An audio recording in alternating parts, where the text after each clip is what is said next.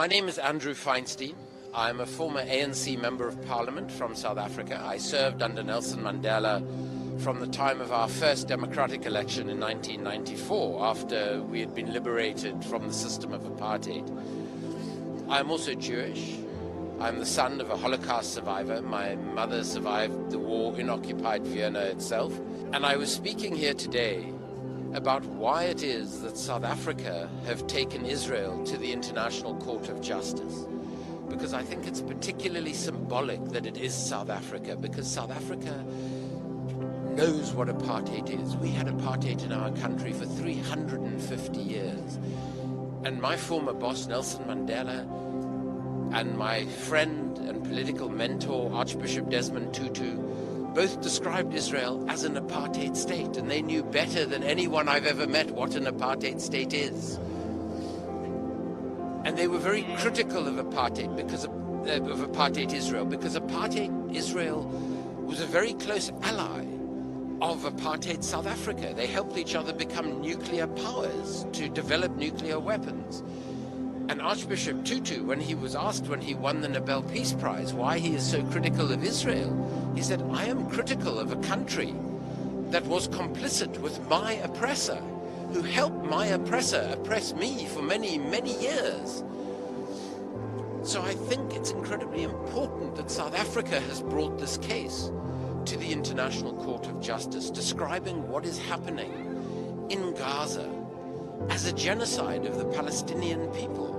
And it's absolutely clear from the South African document, which is an extraordinary legal document, that this is a genocide, both in terms of the conduct of the Israeli operation in Gaza and because of the intent that has been voiced by Israeli politicians to remove all Palestinians from Gaza and for Israel to effectively take over Gaza completely. A population, in South Africa it was the black African population, in Israel, Palestine, it is the Palestinian population, are not treated equally under the law. Even Palestinian citizens of Israel have lesser rights than Jewish citizens of Israel. So they're being discriminated against simply on the basis of their race, ethnicity, or religion. The second thing is that what apartheid South Africa did is they tried to break the black African population into what they called little homelands or Bantustans, little territories that were not connected to each other, in much the same way as Israel in its occupation of the occupied territories has inserted Israeli settlements and separated bits of Gaza, the West Bank, Hebron, Ramallah from each other, so that there is no possible two-state solution, is very similar to the apartheid system of Bantustans.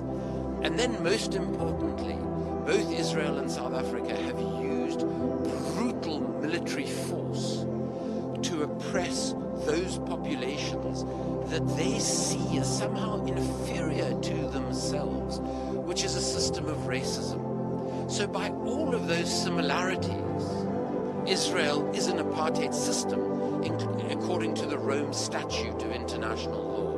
The most important difference, though, is that apartheid South Africa was very dependent on the black African community for its economy as a workforce, whereas Israel isn't very reliant on Palestinians for its economy.